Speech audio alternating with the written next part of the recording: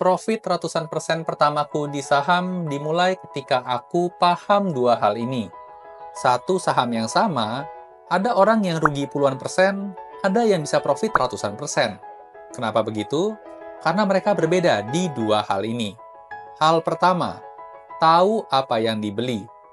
Banyak orang beli saham karena ikut-ikutan.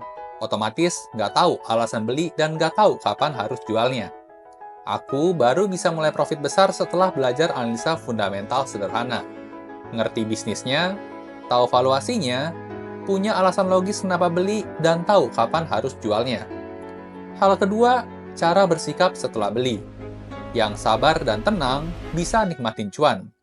Yang panikan biasanya malah jual pas cuan baru dikit atau malah cut loss pas harga turun.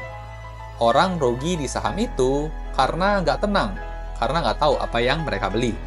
Nggak siap lihat harga turun, dan nggak sabaran nunggu waktu bekerja buat mereka. Aku bisa tahan sampai profit ratusan persen karena aku ngerti value perusahaannya. Aku punya strategi masuk dan exit yang jelas, dan aku tahu nih, profit besar itu butuh waktu. Kalau kalian masih belum paham gimana cara invest saham yang benar dan mau serius belajar, aku lagi buka workshop online nih, tanggal 21 sampai 22 Juni 2025 nanti.